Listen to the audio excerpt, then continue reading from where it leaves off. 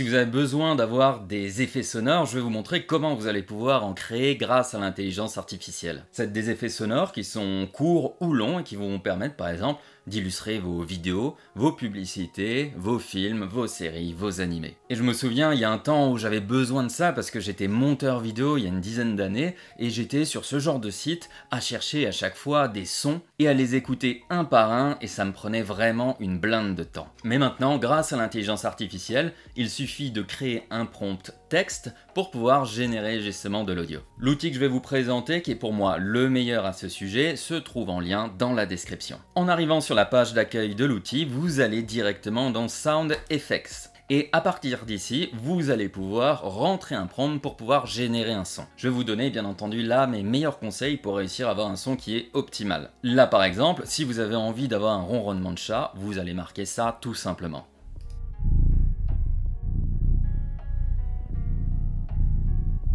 Et vous pouvez le voir, c'est quand même très réaliste. Mais comme dans chaque travail que vous avez avec l'intelligence artificielle, il faut faire de la curation. Donc sélectionner, réitérer, réexpérimenter jusqu'à avoir justement le bon résultat. Ne vous dites jamais, même pour de l'audio, qu'en un clic vous allez avoir le résultat le plus parfait possible. C'est une erreur que beaucoup font en voyant des tutoriels sur internet, en se disant waouh, cette personne elle a un résultat incroyable, comment elle a fait? C'est un peu comme ces personnes qui montrent qu'ils réussissent dans leur vie.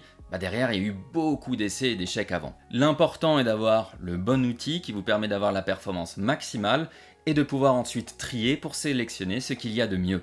Donc maintenant, comment on va pouvoir améliorer justement ce fameux prompt? Vous avez ici déjà la durée en fait du son que vous allez générer. Vous allez pouvoir aller jusqu'à 22 secondes. Par exemple, si vous avez envie de générer pour un film, voilà, un bruit d'une foule dans le fond, un bruit d'une forêt. Ce que je vous conseille ici, c'est de rester toujours en auto, à part si vous avez déjà une durée qui est prédéfinie. Ce que je vous conseille ici, c'est de toujours rester en automatique. Sauf si bien entendu, vous savez déjà qu'il vous faut 2, 10, 20 secondes de son. Ça permettra à l'algorithme de mieux performer. Ensuite ici, vous avez le Prompt Influence. Je vous conseille vraiment de le monter à 80%. S'il est bas, eh bien, si il est bas, vers les 10%, 20%, vous risquez de vous retrouver avec un audio qui ne correspond pas. S'il est trop haut, il ne va pas laisser une part de créativité ou de possibilité à l'algorithme. D'où le fait pourquoi 80% vous permet d'avoir quelque chose qui est cohérent par rapport à votre demande, mais aussi, par la même occasion, de laisser à l'algorithme un peu de champ libre pour explorer les idées auxquelles vous n'auriez pas pensé. Comme d'habitude, on va demander à ChatGPT de nous donner un coup de main, mais ça fonctionne avec n'importe quelle intelligence artificielle, vous pouvez prendre Gemini, vous pouvez prendre Claude. On va lui demander du coup d'améliorer ce prompt texte pour l'outil.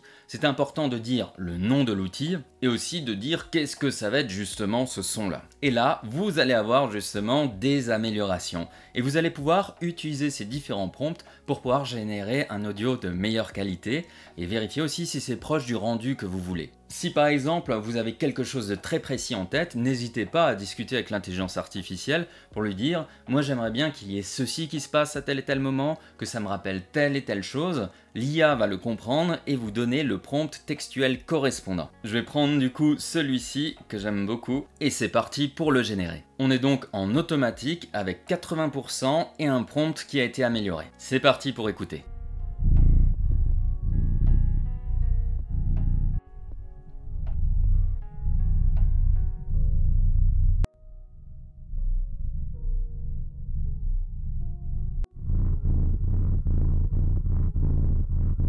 Là, on est vraiment sur quelqu'un avec son microphone près d'un chat à enregistrer le ronronnement. On peut faire un autre test avec justement un tir d'arme à feu. Et voilà, là on est clairement sur un son hyper réaliste. Donc libre à vous ensuite de vous amuser avec les éléments que vous retrouvez ici ou bien de créer votre propre prompt. Personnellement, je l'utilise pour pouvoir illustrer mon animé et ça marche plutôt très bien. Voilà pour ce tutoriel très rapide qui vous permettra du coup de créer les sons qui vous appartiennent à vous et que vous ne retrouverez nulle part ailleurs. N'hésitez pas si vous avez des questions dans les commentaires. Je vous souhaite une bonne création, prenez soin de vous et amusez-vous bien. Ciao!